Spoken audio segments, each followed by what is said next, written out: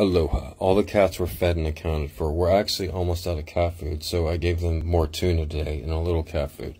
When the dodo story about me came out a few months ago, I was blessed with so many cat food donations. And I've been blessed with good friends like Melissa, Jamie, and Carolyn who sent me a bunch of cat stuff today. But the fact of the matter is I feed a lot of cats and I have to keep getting cat food. The little guys rely on me. I feed them every day and I haven't missed a day in over 2 years.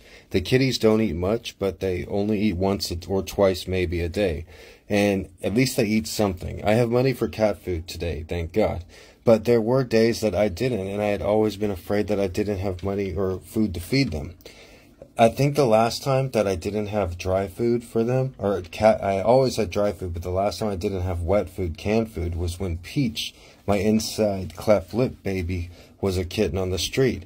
I can't believe I let Peach stay out there for so long as I did. It was only a few nights, but still, I love Peach so much. I'm so glad she survived. Not every kitten survives the street. It's a rough street. Peach was the sweetest street kitten. She was so scared when she was first dropped off here. She just hid under cars and cried. But during feeding time, she got so happy watching all the other cats who were also happy. And that one day, I didn't have dry food, only canned food. She didn't seem to mind. She just liked the feeling of safety and being with other cats. I didn't try to pet or pick up Peach for the first couple days, but then I just tried just to see what she would do. And she instantly, as soon as I picked her up, rested her head against my chest. Right then I said, sold, and my heart totally fell for little Peach. I didn't even need to put her in a carrier. I just walked her up there upstairs in my arms. Peach is the friendliest and most loving of all the cats, and not many kittens make it out there. I saw some guy walking a pit bull today, but then he saw me and turned around, and he's lucky because I would have videotaped him. He's the bad guy.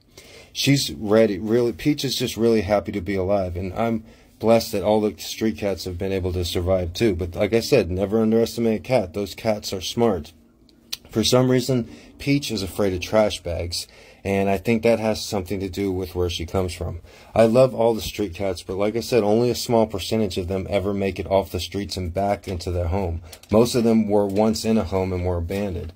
I was very motivated this morning, and I filmed 3 music videos. I did one rap song. That's why when the bad guy with the pit bull came walking by and turned around because he was scared.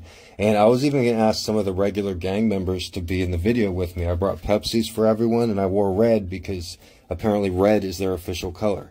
I know I am not invincible, but I also know I am very powerful and faster and smarter than everyone else, especially everyone in this neighborhood, especially for the people on the street.